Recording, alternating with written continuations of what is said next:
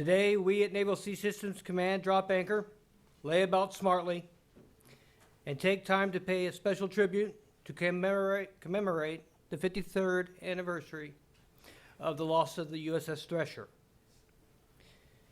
In the absence of Vice Admiral Hilardes, our host for today's presentation is the Deputy Commander for Undersea Warfare, Rear Admiral Moises del Toro.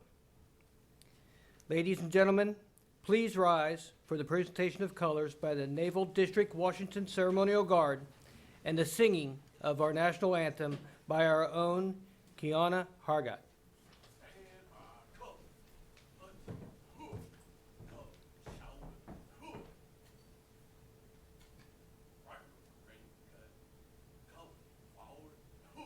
Present the colors.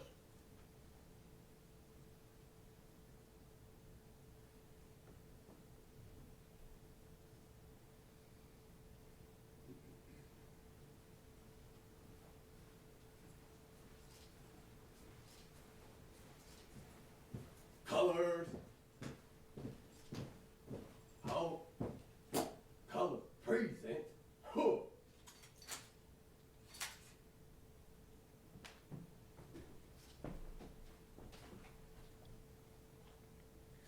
Oh, say, can you see by the dawn's early light what so proudly we hailed at the twilight's last gleaming, whose broad stripes and bright stars through the perilous fight o'er the ramparts we watched were so gallantly streaming, and the rocket's red glare, the bombs bursting in air, gave proof through the night that our flag was still there.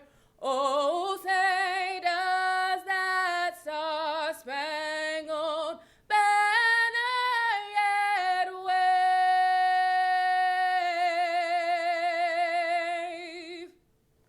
o'er the land of the free and the home of the brave? Color. Shoulder. Huh. Retire the colors. Colors, colors, turn. Huh.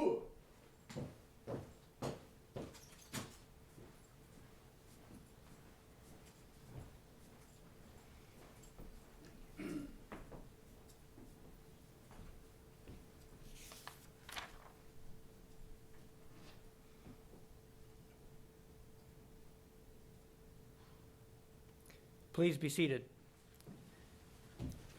Kiana, thank you for that wonderful rendition of our national anthem.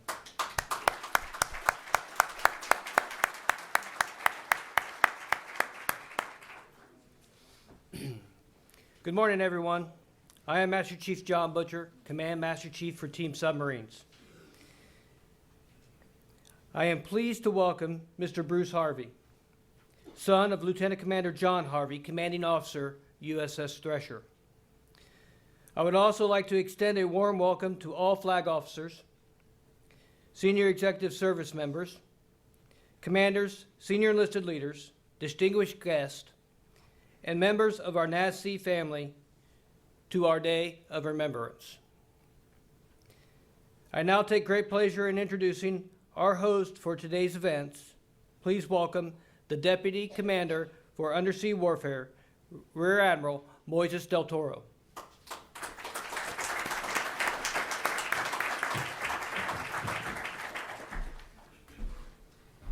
Good morning, everybody. Thanks, Master Chief. Admiral Jabale, senior executives, NAVSEA family, and more importantly, Bruce. His daughter Laura is here with us, and good friend Ted Hack, Captain retired from the United States Navy as well. So it's been 53 years since we lost Thresher. And out of that loss, of course, all of you know, came the SubSafe program, where the whole purpose was to ensure maximum reasonable assurance of hull integrity to preclude flooding, and then operability and integrity of critical systems to ensure that we could recover from a flooding casualty. So we conduct SubSafe training every year, and we do this commemoration every year as well to ensure that we don't have another Thresher incident. As in my email that I sent out earlier this morning, it's all to avoid ignorance, arrogance, and complacency, right? We have had 53 years of success to date, and we must continue that success for generations to come. It's almost 2 generations since the last, since Thresher happened. So to continue this success, we must maintain the fundamentals of a safety culture, coupled with questioning attitude in all we do. So with that, I have the honor of introducing Mr. Bruce Harvey, son of Lieutenant Commander Wes Harvey, commanding officer of Thresher when she was lost at sea. Bruce is retired from the U.S. Postal Service, where he held various management positions, including EEO counselor, investigator, and labor relations specialist, where he had extensive experience dealing with industrial and motor vehicle safety. Bruce is grateful to his cousin, retired Navy Captain Ted Hack, who 3 years ago established a tradition with his father's dolphins. At a submarine birthday ball each year, the Harvey dolphins are presented to a selected newly qualified submarine officer, who wears them for 1 year in memory of the Thresher. So next weekend, actually I think it is tomorrow, the Harveys are on their way to Hawaii for the submarine ball that happens next Saturday in Hawaii. And the tradition of the Harvey dolphins will be given to that newly qualified submariner in Honolulu. The tradition of the Harvey dolphins keeps alive the memory of the men of Thresher and the necessity to operate our submarines safely. The resulting SubSafe program reminds us of their sacrifice. No SubSafe certified submarines has ever been lost, and Bruce wishes to thank all of you for making that possible. So all of you, please join me in welcoming Bruce Harvey.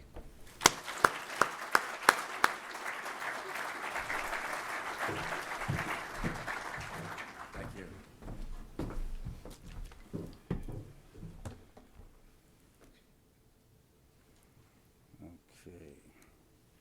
Thank you very much. Let me just get set up and we'll be on our way.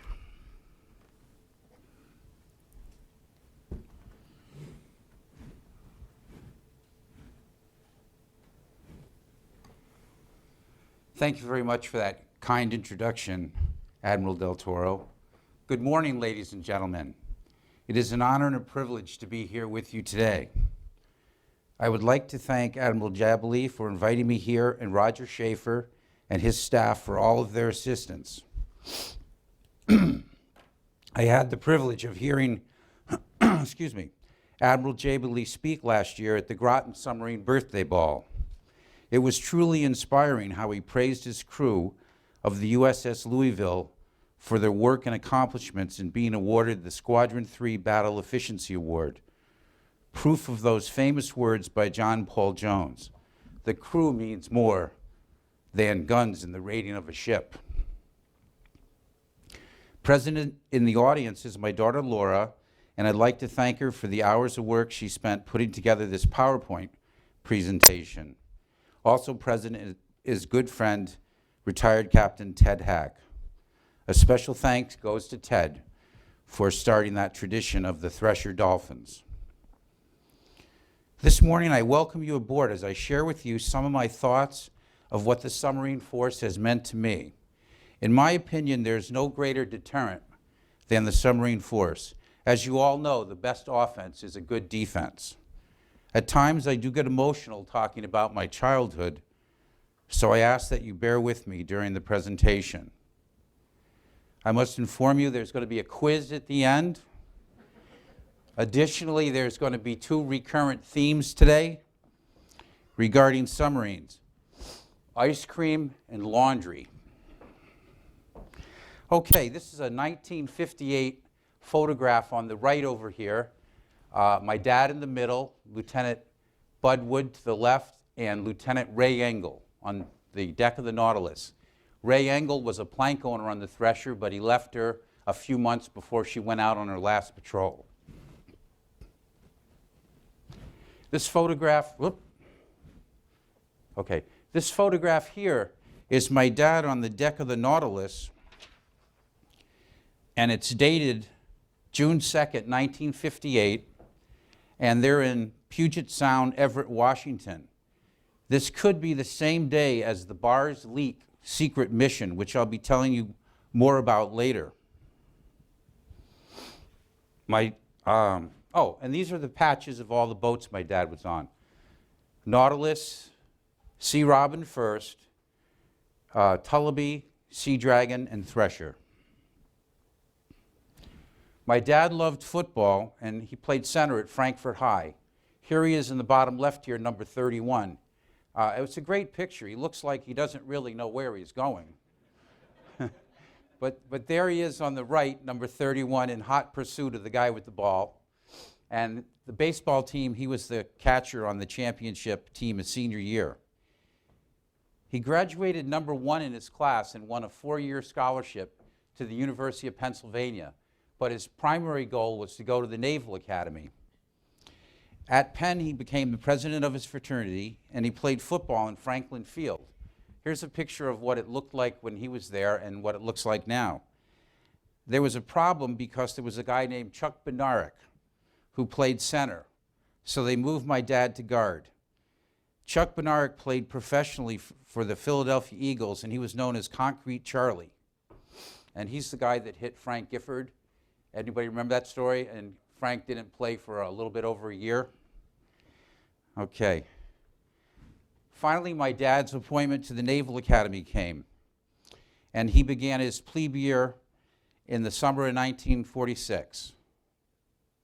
And he played 3 years of football. Anybody here go to the Naval Academy?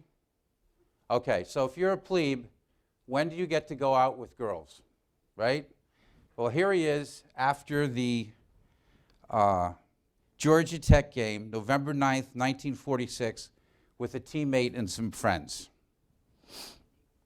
So he wasn't doing too bad at the time. And the picture on the right is my dad with my mom, the lady on the right, wearing his letter sweater. The 3 stripes because he played football for 3 years. Here's an interesting picture. There he is, number 67. And this is before playing USC. And you can see like what appears to be a strap.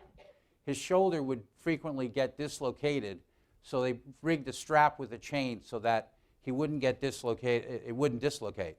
So he had to play guard with his arm like this all the time. They used 3-point stances, so it must not have been that bad. June 2nd, 1950, he graduated with honors, 8th in his class of 696, while majoring in electrical engineering. He was a regimental sub-commander, which is a 4-striper. And this is the graduation program, and you can see his name marked, Robert Lee Craig and John Hillary Billings.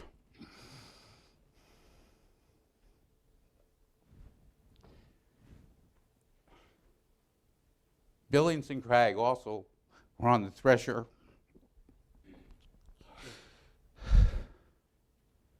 Here he is graduating. And Shipmate magazine did an article on Billings, my dad, and Craig. All incredible scholars and officers, great family men, and all very religious.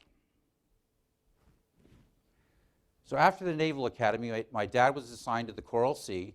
He never was in Hawaii, but here's the Coral Sea in Pearl Harbor. This next picture is one of my favorites. Here he is on the Coral Sea, mapping out the Army-Navy game. It was 14-0 at the half. Navy won 14-2. And these two gentlemen here are wearing Army bathrobes. Now, at some point in time, they must have won these in a bet with West Point. So I don't know exactly what year, but they're certainly having a lot of fun. I remember going to the Army-Navy game in 1961 at the O Club in Honolulu, and they had a ping pong table with little statues of football players, and every time there was a play, they would move the players. And this was great for us kids because our parents were so engrossed in the game that we just ran around and did whatever we wanted to do. And here's the Coral Sea Farewell Ball. Now we move over to Groton, the submarine capital of the world. And in Groton is Electric Boat, Division of General Dynamics, and here's EB looking towards the east. And you can see how large the submarines are in dry dock there and the huge buildings that they build them in. And this is looking west into New London. And I can see my old neighborhood. I can see my old school. This was where I grew up. Now here is a boat that was just launched, and there's a boat in dry dock there. So you really get an idea from this picture how big a submarine is. When you see a submarine underway, they really don't look that big, but they have a very large draft. Here's a shot just to give you an idea of actually how big they are. And here's inside one of the buildings. And I remember driving around with my dad when he was working on the Tulby. He would take me into these buildings, and it was like the coolest thing in the world. You know, tractors, cranes, the huge cranes. And it was really a lot of fun.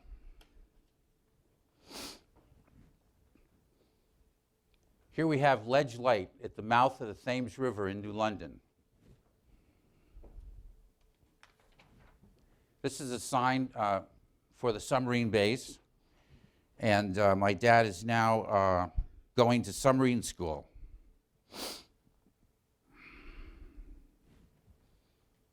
Here's the old dive tower at the submarine base. It's no longer there, but that was, you'd go in the bottom and you'd swim up to the top to practice evacuating a sub if there was a problem. And here's an old shot of the docks. That's the way I remembered them. And I remember the smell of the rope, the tar, the diesel. And okay. So after sub school, my dad was assigned to the Sea Robin from December 51 to May of 53.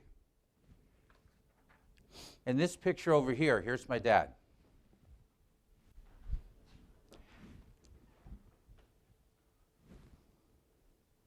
Okay, the picture on the right is one of my favorites.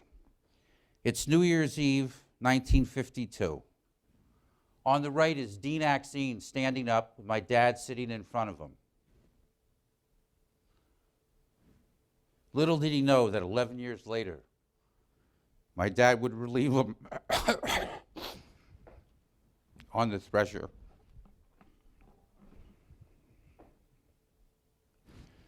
Now it's onward to Bettis Field outside of Pittsburgh for a nuclear power school.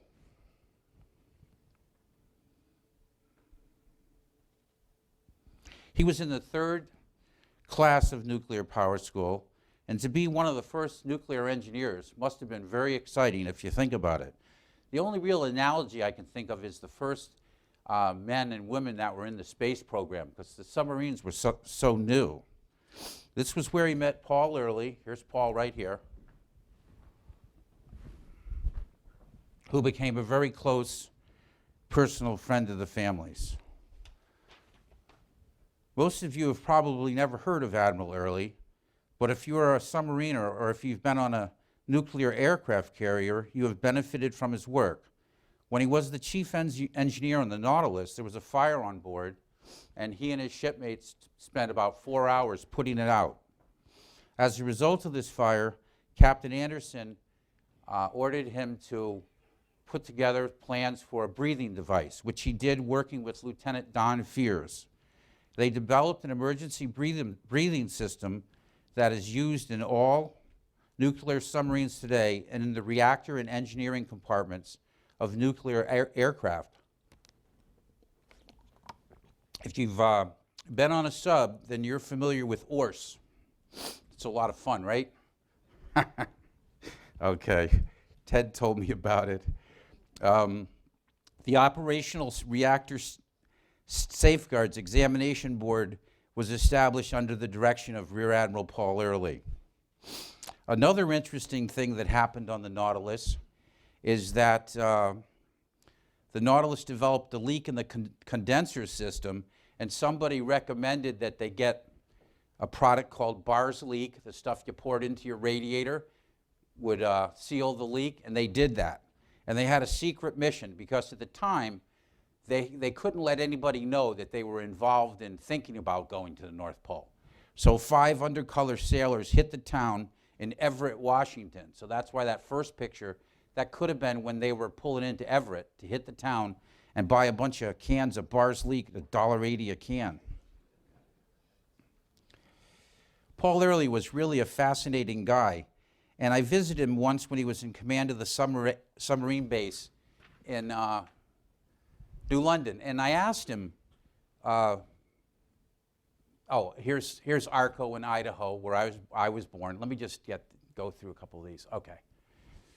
And I said to him, what's it like being in command of submarine commanders? And he really, you could tell by talking to him, he really enjoyed it.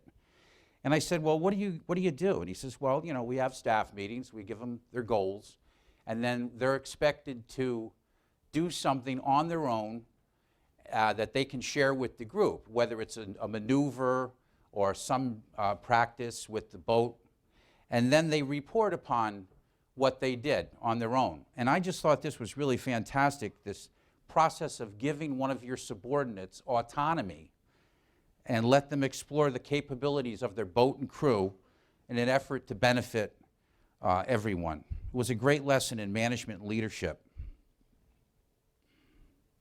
For the period of July 1955 to September 58, my dad was assigned to the Nautilus. He was the reactor control officer. Nautilus, of course, was named after the boat in the Jules Verne novel, 20,000 Leagues Under the Sea. And here is the invitation my parents received in 1954 for the launching.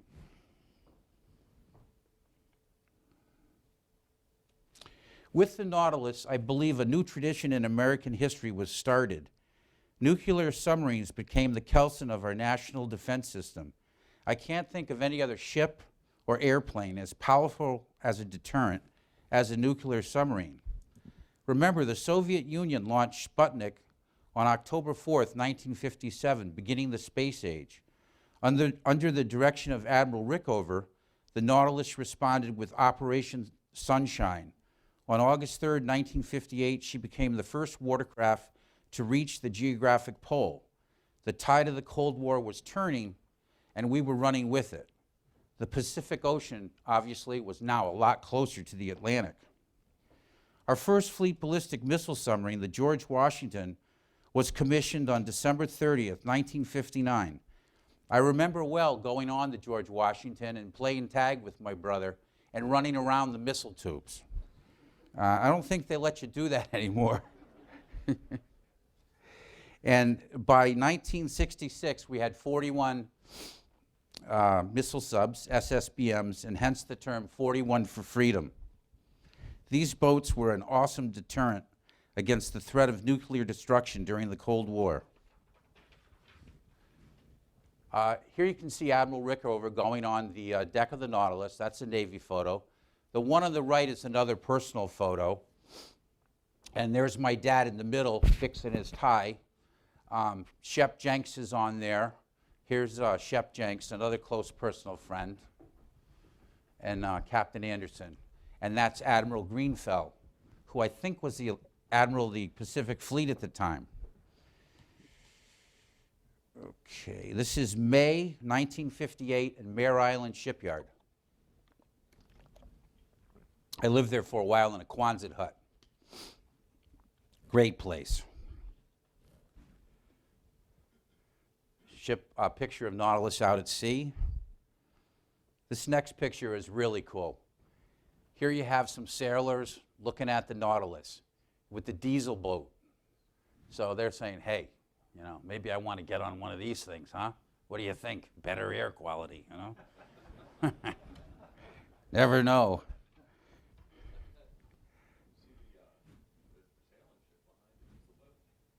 Oh, that's right. Good catch. It's always good to have an admiral, you know. They interject these words of wisdom. Thank you. Thank you. That's right. That's right. Very good. We could probably figure out where this is with that building over there on the right, maybe, huh? I don't know. It can't be the Mystic Seaport. But whatever. Okay, good. I have to research that one.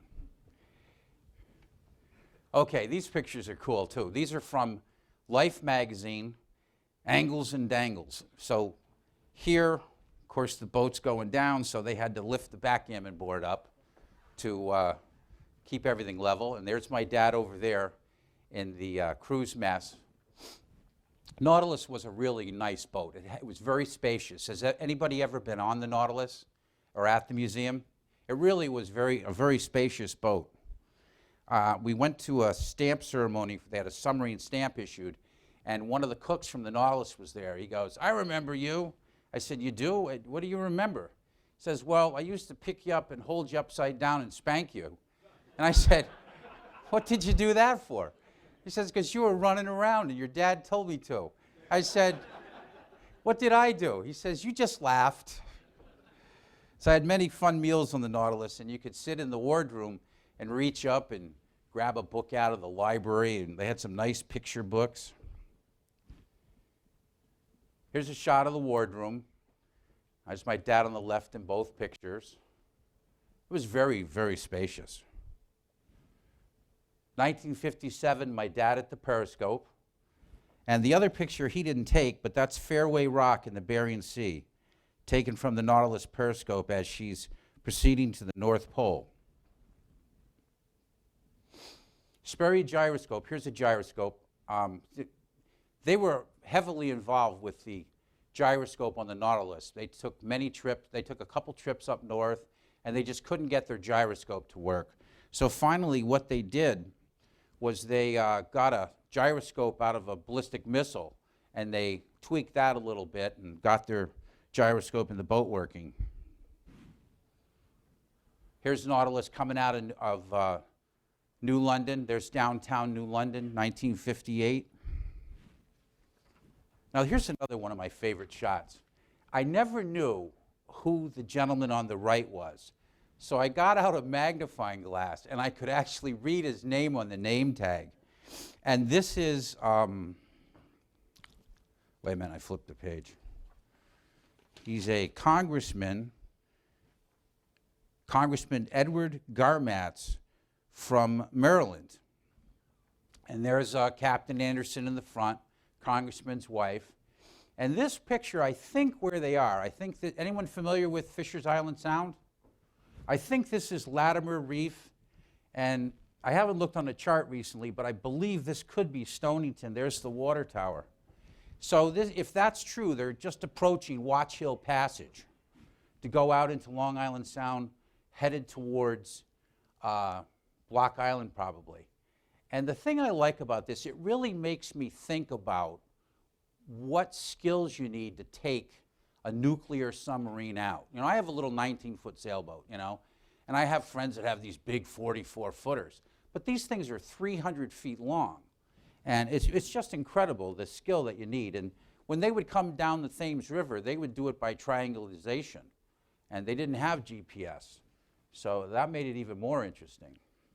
But there's my dad, the movie star, you know. Here's another, here's another shot from my personal collection. The Nautilus, I believe one of the other boats is the Tusk.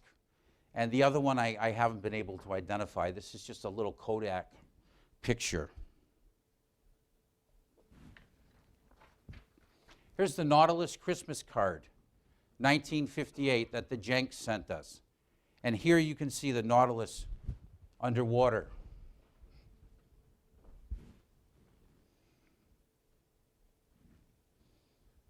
Here is the watch crew. Supposedly, this is from Life magazine, this is when they were going through the North Pole.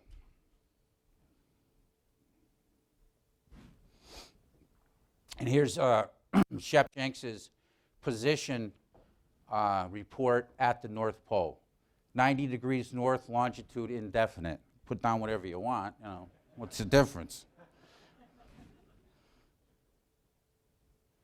And here's the chart that is signed by all the crew members. We have a copy of this, and I'm still trying to figure out how they did it. I think they put lines underneath. It's one of the clear plastic charts, and signed by the entire crew. And here's their path. This is like Alaska here, and they went right over to here. Here's England. So they went to Portland, England, a little bit over. It's not on the chart. They got a little bit messed up here with the ice. It was a new thing. I mean, they had some sensors. So they got like, the sail got like 5 feet away from the ice. So it's a little spooky if you think about it. Okay, let's back up. It's 3 feet away now, you know. Think about it. It's been amazing. There's my dad's signature. August 12th, 1958, Nautilus arrived in Portland, England, and this is the famous picture from there. Ours is a little faded. It's a color photo. And while they were in England, they were awarded the Presidential Unit Citation, a special ribbon, and it had a special N on it for Nautilus, I believe, or could be nuclear or Navy, but I think it was for Nautilus. I was going to bring it. I have one left. I forgot it. Okay, August 18th, she leaves Portland, England. 7 days later, she sets a record, and she arrives in New York City to lots of fanfare. So now the Russians are really thinking, what are they doing? Here's a great shot, New York skyline. And here's a cachet that my dad mailed to my mom, postmarked at the North Pole. And here's a picture of the ticker tape parade. There was lots of confetti at this event. Admiral Rickover is here somewhere, I forget. Oh, here he is, here he is. This gentleman is Admiral Carr. Anybody ever know Admiral Carr?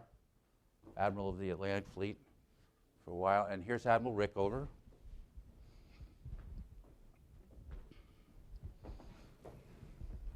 I love reading about Rickover. He was in charge of the civilian and the military atomic energy commissions.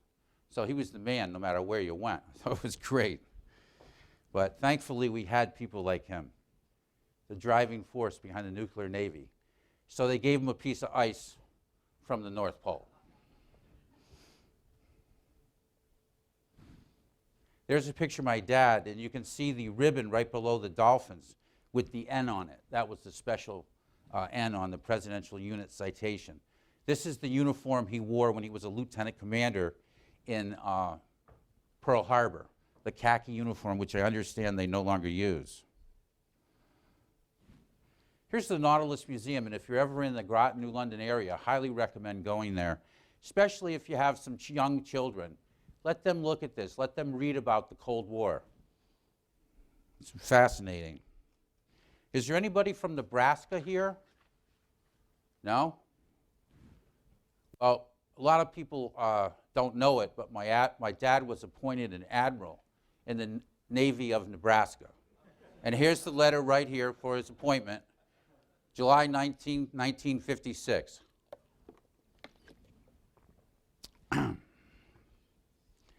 And here's his actual appointment.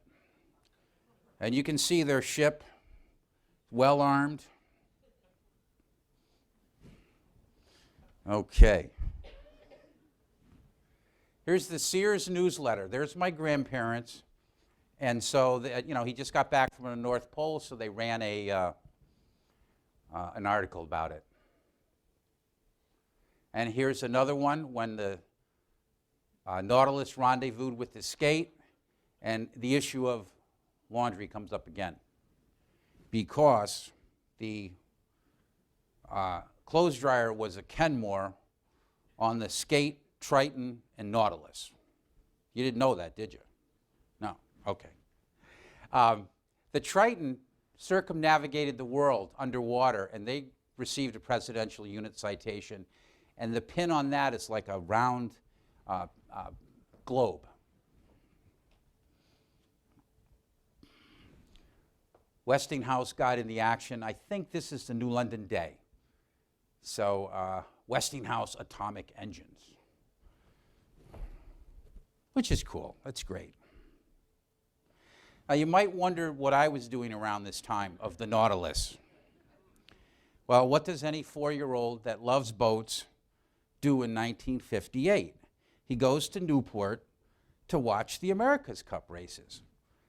So I found this picture, and my mother wrote on the back of it, America's Cup, 1958, on the Sperry experimental boat. And that's a boat owned by Sperry Corporation. I'm in the process of getting a picture of it. And we're watching the America's Cup. It's dated September 24th, 1958. And on that day, the Columbia beat the British boat Scepter. She wiped Scepter out, beat her in all 4 races. The first cup where they had the 12 meters. My son graduated from college. I'm still going to do this with Laura. And here we are, this well-rounded guy here. And here, that's my son, there's me, bearing down on the, Mike, you know where this is? There you go. I thought you would know that. And what a great picture. We really lucked out. This was through the Mystic Seaport. And the boat behind us, the Mystic Seaport, hired a professional photographer. So we truly lucked out on this. There's my son on the port side on the winch. And we're approaching the windward mark. We round the mark. There's John with his shades on, and I'm sort of like next to him. If you ever have the opportunity to do this, I highly recommend it. And I recommend the War College Museum also. It's fantastic studying the old boats, and there's a lot of things relative to the new boats. After the North Pole trip, 1958, submariners really didn't make that much money at the time. And so my dad's watching TV, and he says to my mother, I'm going to try to get on one of these TV shows. And he eventually got on Concentration. And he won a Ford Fairlane. It was a hardtop convertible. The roof went into the trunk. I remember going down to New York somewhere, Long Island, picking it up with him. And he won a 24-foot cabin cruiser. And to the best of my recollection, this is what it looked like. And the coolest thing was he won a set of American Flyer trains that were made in New Haven, Connecticut. He also won some other stuff. The thing my mom liked the best was the mink stole. So, I mean, how many lieutenants buy their wives a mink stole? Realistically. Okay, from October 58 to January 1960, we lived in Waterford, Connecticut, and my dad was the chief engineer at Combustion Engineering in Windsor, Connecticut, where he participated in the construction and initial operation of the S1C prototype reactor for the Tullabee. Here's some invites for the Tullabee launch and commissioning. Here's the program for the launch. And I forget the sponsor. She's about ready to break the bottle. And here she is after, going down the ways. And I was at the launch, and I remember it. Has anybody been to a submarine launch here? I bet you there's a few. It's fantastic that they have this loud horn that you can hear for miles and miles.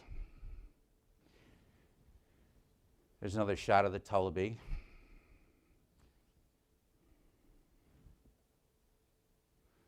This is Dave Hinkle, who was the sonar officer on the Tullabee. And after he retired, he started sonalists, sonar analysts in Waterford, Connecticut.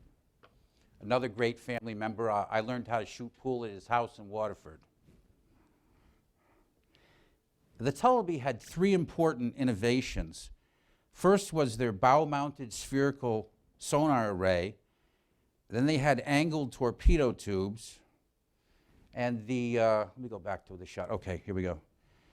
And the S1C reactor.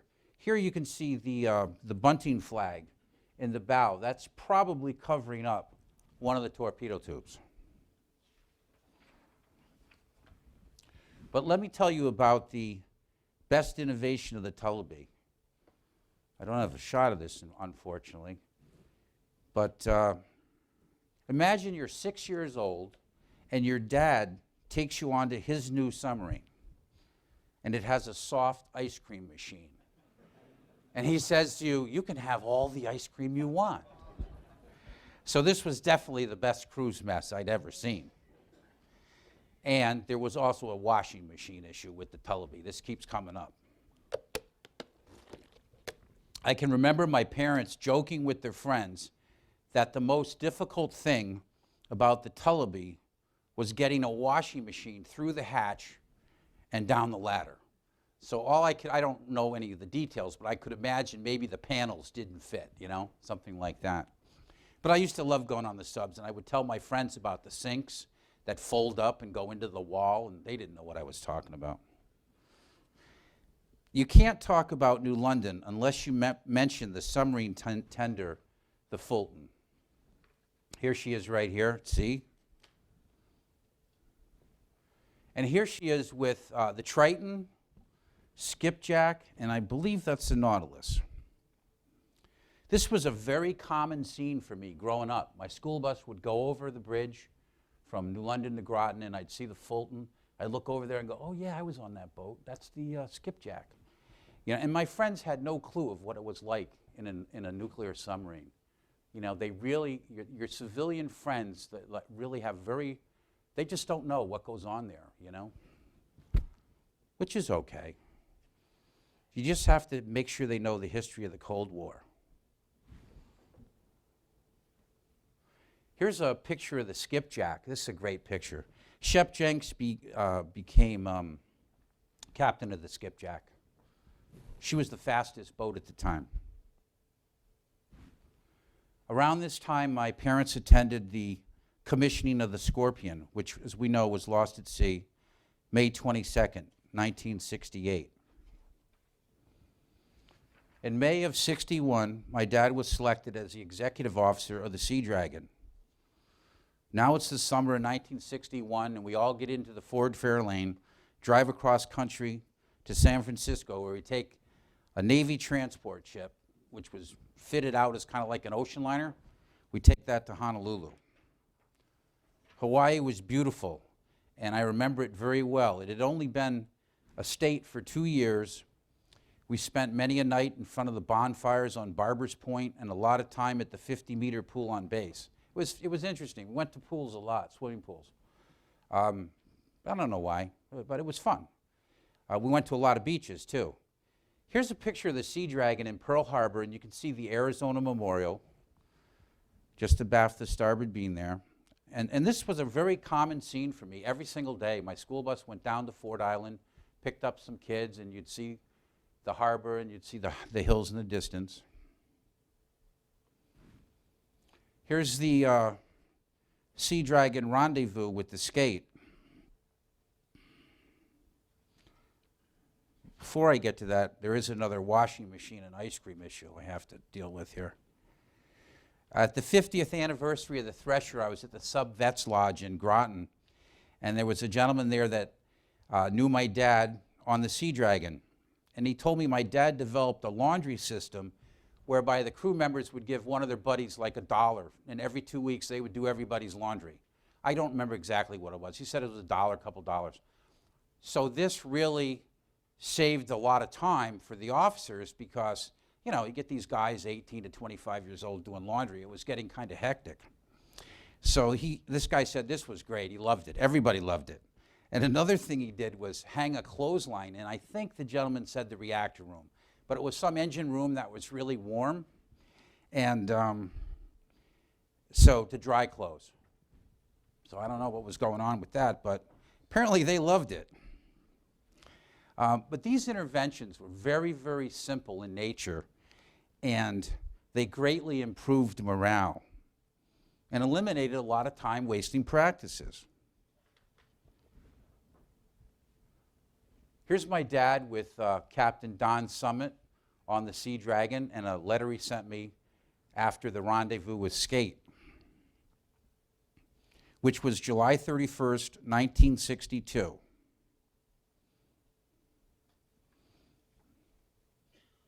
And then they continued to the North Pole, which they reached on August 2nd, 1962, and allegedly had a softball game. Back to Honolulu, Sea Dragon rescued 13 survivors from a downed seaplane, which was a PSM Marlin. Here she is making a pass by Waikiki before she came into Pearl Harbor. Now my awareness that I lived in a different world increased. I was able to handle it, though, because my dad had visited Santa Claus twice at the North Pole. So I was very cool. Now, they just rescued 13 people from a downed seaplane. The seaplane was doing maneuvers with them, and it had depth charges. So the Sea Dragon's out there rocking in the waves a little bit. They rescue everybody. The seaplane is now sinking, and all the depth charges went off. Fortunately, there was no damage. And there is a Navy tradition where Captain Summit was given a gallon of ice cream for every naval aviator that he rescued. Has anybody ever heard of that? No? It's true. Or maybe Summit's making it up in his book. I don't know, but anyways. Okay. Has anybody here witnessed an atomic explosion? Okay, well, I have. 1962, July 9th. My family and I were visiting Paul Early's house, their family. From the front of their house, they had a great view of Pearl Harbor. As we were leaving and saying goodnight on the doorstep at 9 seconds after 11 p.m., the entire sky flashed a pale shade of green. Very, very similar to that. You know, you have the Navy, the battleship gray, and they have that kind of pale green they paint everything with. Very similar to that.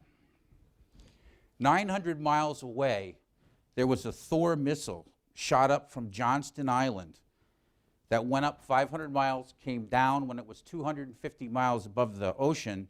The 1.4 megaton hydrogen bomb exploded. Here's some pictures of it. The one, these are all faded. The one in the middle is more or less green, like it actually was.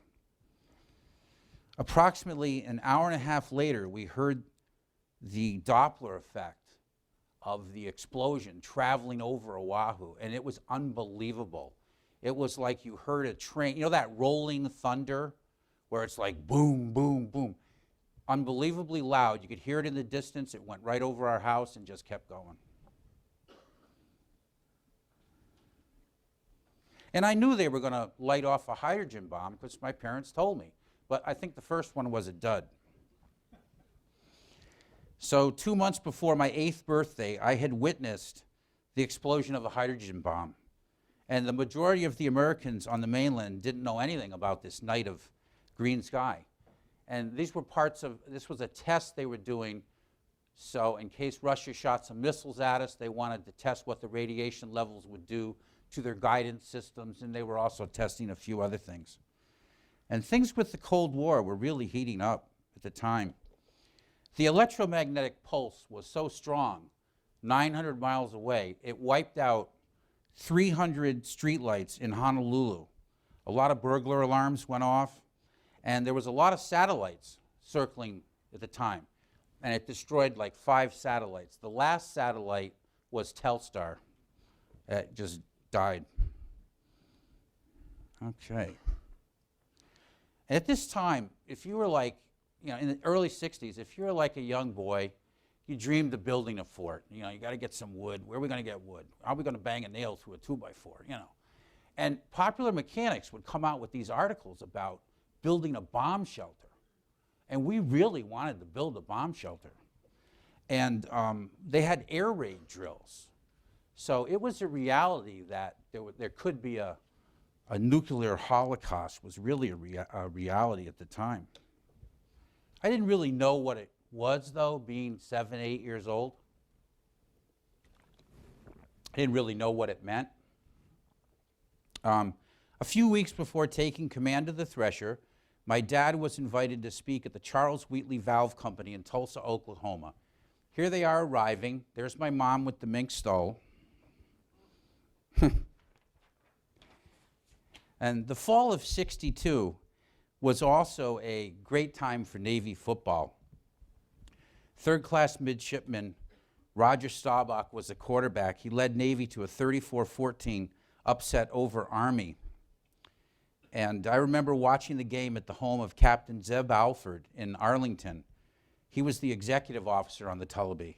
And I think he became in charge of the nuclear reactor branch in Washington. I forget exactly what it was called. 37 days earlier than this, President Kennedy had negotiated the end of the Cuban Missile Crisis. Now, in the fall of '62, my dad was in Naval Reactors, in the Naval Reactors branch of Buships for 3 months in Washington. And you can just imagine what he and the crew of the Thresher's on the hard, getting overhauled up in Portsmouth. They must have been raring to get out there. But, they couldn't. Any Naval Academy graduates in the audience? How many days till we beat Army in the Army-Navy game?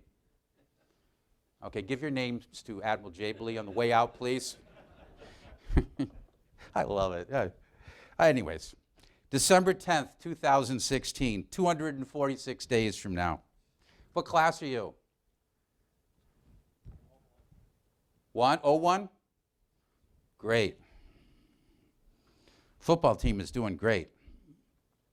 One of my dad's friends, Captain Ryan, was on the football team with him, and he was an All-American lacrosse player. He may have been an All-American end, but I don't think so. But he definitely was an All-American lacrosse player. Okay, fast forward now 35 years. On April 10th, 1997, a memorial sculpture in honor of the Thresher and Scorpion was dedicated to the Naval Academy. And it's in the lobby of the library. It's 2 glass sails. I have some pictures of it that'll come up later. The sculpture was made by my friend Eric Craig, son of Lieutenant Commander Craig, one of the members of the class of '50. And my family and I attended.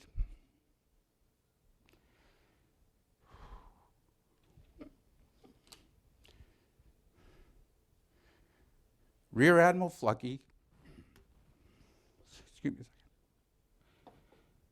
a second, wearing his Congressional Medal of Honor, spoke at the dedication. During his remarks, he explained that our submarine force was the major factor in averting a disaster during the Cuban Missile Crisis.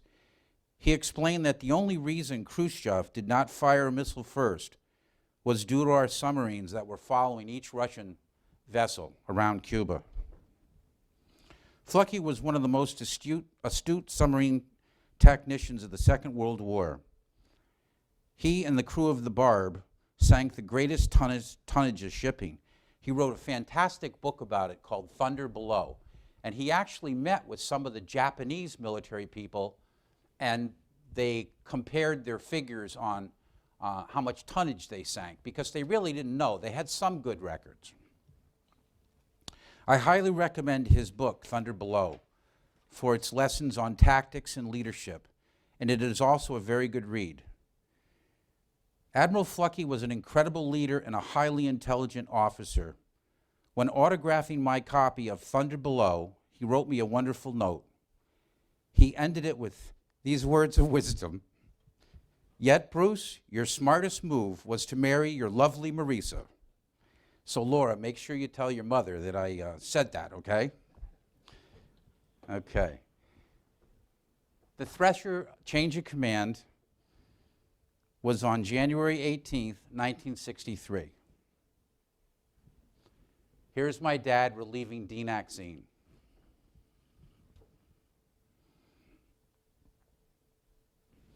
Here's an interesting photo I found, and I didn't really know where it was taken.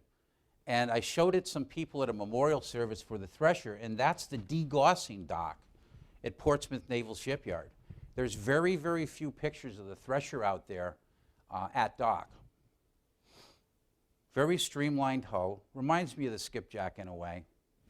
I never went on her. I wasn't allowed to go on her because she was being like overhauled. But I did see her from a dock, not this one. As we know, she was lost at sea April 10th.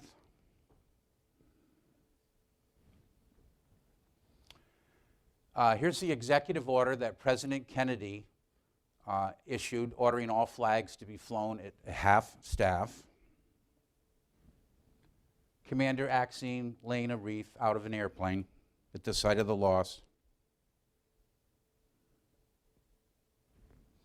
Here's a great letter from Admiral Rickover to my mom, where he sent her that brass plaque.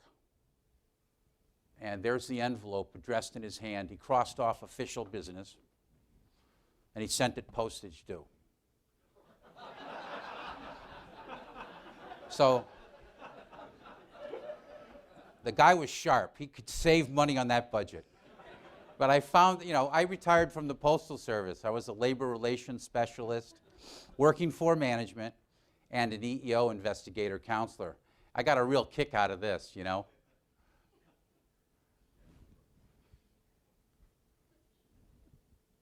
President Kennedy wrote a letter to all of the families.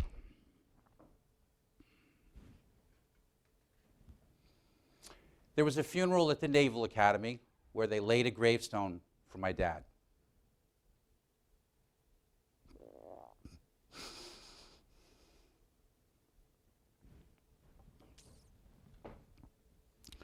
Okay, now on to happier events. In May of 1969, my mom was chosen to sponsor the Flying Fish. Here she is in a picture with General Dynamics President Roger Lewis. And that's the launching program. Here's a letter she received from Admiral Moore. And there she is christening the Flying Fish. We still have the bottle, it's in a silver champagne thing. After the loss of Thresher, there were many memorial services. Here are a few of them. There was a Red Sox game that they took money, some proceeds from, and put them into the Thresher Scholarship Fund.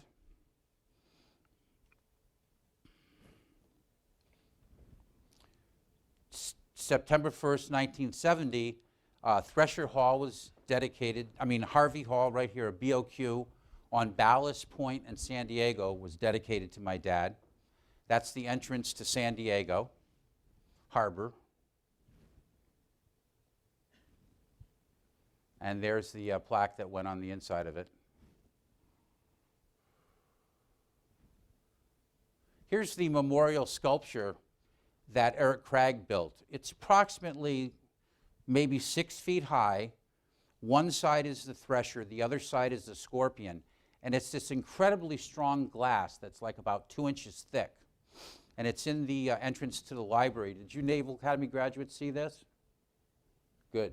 So you went to the library, that's good. And there's Admiral Fluckey. He was truly an amazing person to meet. You meet these guys that have this war experience, and they're very low-key, and you look at them and you say to yourself, I wouldn't want to get into a fight with this guy. You know what I'm saying? They just, he was a warrior, and he was very polite, very calm, and a lot of fun to be around. But you could tell that he was serious if he had to. Had to be. And here's the Thresher Memorial Circle in Kittery, Maine. And the flagpole's 129 feet high in memory of the 129 crew members. Okay, now it's time for the quiz. Everybody ready? Who's this? There you go. Very good. And what date is it? But I know he's on the USS Observation Island. That's right. And I thank you very much, Admiral. And I read that. I'm like, what the heck is this? An island, what is it? And it's actually an observation boat. It's November 16th, 1963, 6 days before he was assassinated. I just love this picture. A Navy man looking at a missile fired from the Andrew Jackson. Who's that? You can't get this, I mean, come on. John Paul Jones. Okay, very good. It says it right here. This is water from the North Pole that Admiral Early gave us. It's almost all evaporated. We have any nuclear engineers here? Yeah? Okay. What's the historical significance of this document? Well, you got the date up top, right? I know you know, Admiral. There's a hint down there at the lower right.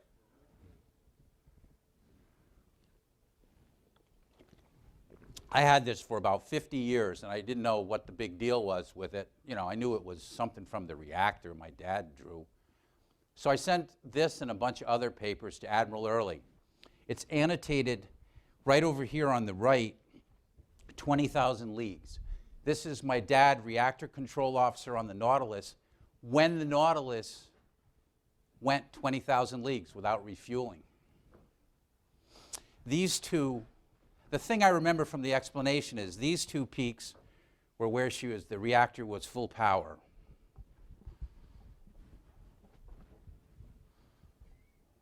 Here's the telegram. You can see my dad's name. What does this mean? Maybe somebody could tell me. It's from Captain Wilkinson, and why is my dad's name there? Was he like, I don't understand the protocol with telegrams, but here it is. 20-30 hours R. I don't know what time zone that is. Romeo. Nautilus completed 60,000 nautical miles.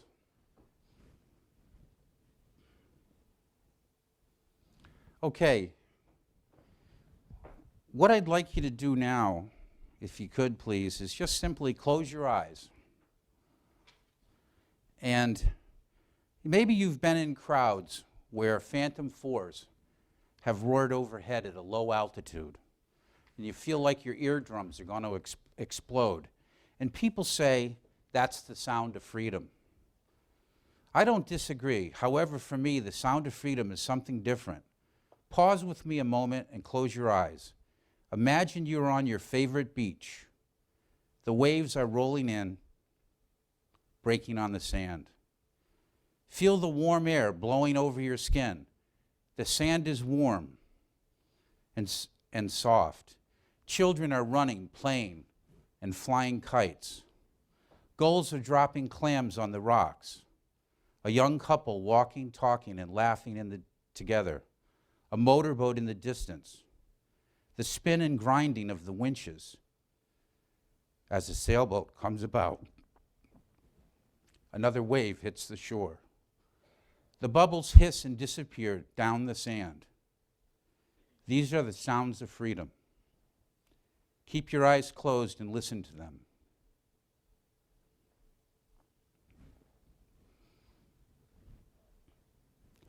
Okay, go ahead and open your eyes. In closing, I thank you for the opportunity to speak to you this morning. And I thank you for all you do in making our submarines the safest and best in the world. Thank you very much.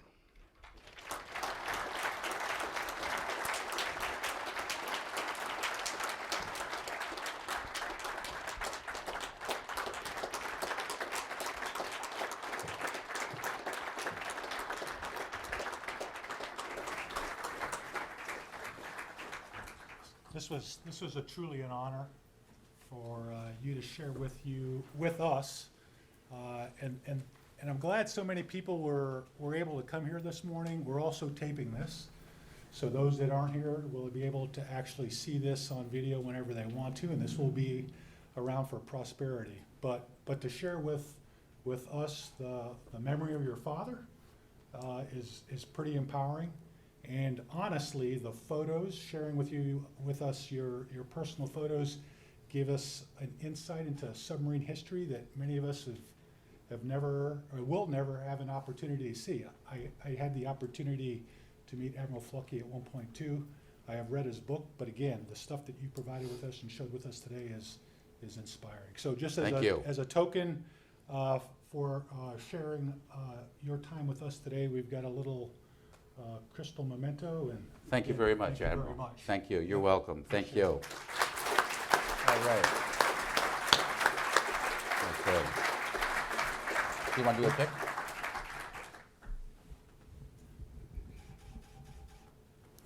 Thank you. All right.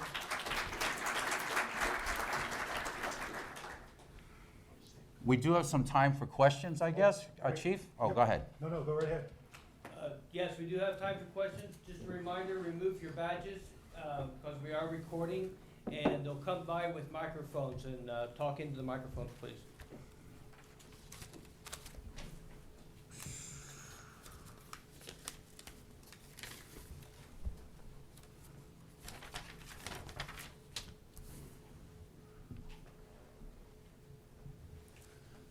When we were designing reactor systems for Trident Nose Atomic Lab in '71, I was studying the Tullabee, and I think there was an innovation on that. I'm not sure it appeared on any other submarine. It was a heat exchanger to cool a steam generator blowdown so it wouldn't make noise when they blew down the sludge out of the steam generators. I was wondering if you were familiar with that. No, I'm not. No. Maybe you're not old enough. No.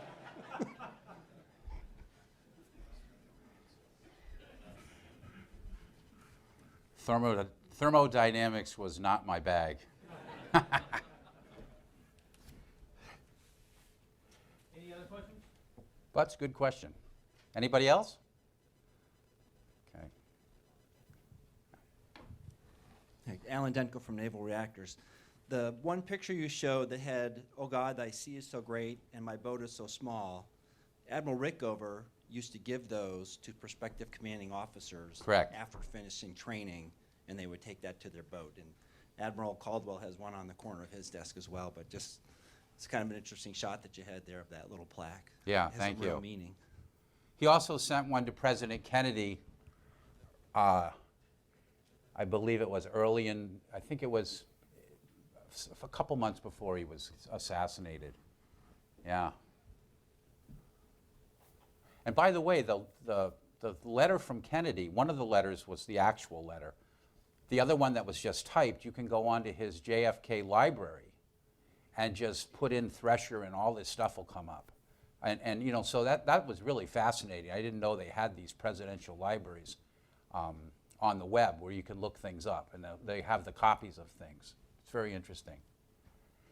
For that missile shot, they had his itinerary for the day.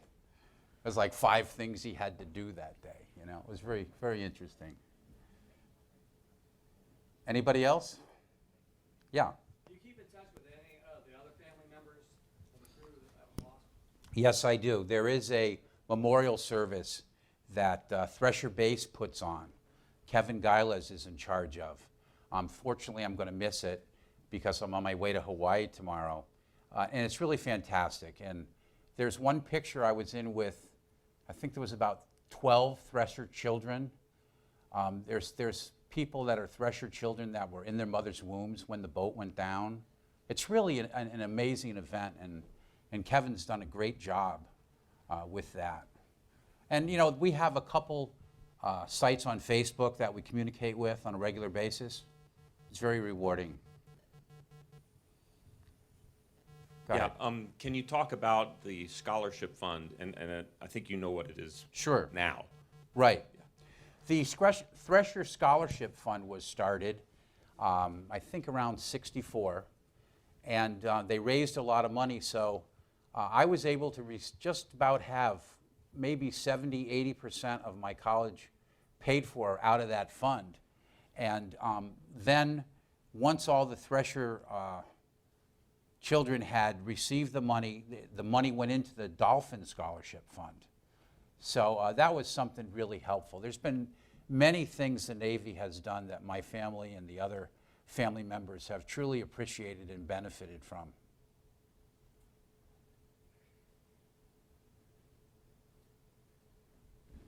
Okay. Thank you, sir. Thank you. I never got to the flip chart. I could give you a presentation on how to improve performance, though, if you want me to. You just have to follow what the Navy does. Okay, thank you very much. It's been an honor and a privilege to be here today.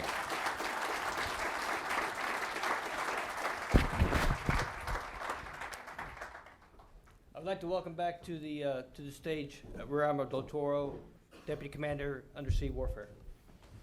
All right, so I won't take very long. Might take no time at all. Hey, so again, thank you very much there, Bruce. This was a treasure. I mean, this was honestly very, very informing for all of us. I want to close with just a short story. So many of you know another safety event, the loss of USS Challenger, right? So although a little bit different from what happened on Thresher, another moment in history where safety was called into question, right? So 2 weeks ago, there was an article in the Washington Post, and it was about the engineer. So the engineer, Bob Ebeling, I think it was, I don't know how to pronounce his last name, but he was an engineer with Morton Thiokol. And he was one of 4 engineers that had actually done some forensic analysis on a previous shuttle launch. And then, of course, on the days before the Challenger loss, brought up the question that and the issue that he felt that the O-rings on the Challenger were suspect, and that we should that NASA should delay the launch. Right? Wrote a memo with help in the subject line, and et cetera. And of course, so NASA and the Morton Thiokol engineers overrode all the 4 engineers, and he was actually there, watching Challenger go up when she was lost. So again, the whole purpose of our annual subsafe training, the commemoration of Thresher that we do every year, is actually so that all of us that work on submarines can remember, right, the safety culture that is necessary to preclude accidents from either Thresher or Challenger from happening. And all of us, right, have that obligation to have that questioning attitude and to raise a question in the certification of submarines, so that we could preclude an accident like that from happening again. So just this has really been beneficial, and you guys, we'll probably never see a presentation like this again. I'll never forget this and what Bruce has shared with us. But more importantly, the safety culture that has been around for 53 years has to continue for generations to come, so that this doesn't happen again. So that's all I have. So thank you very much.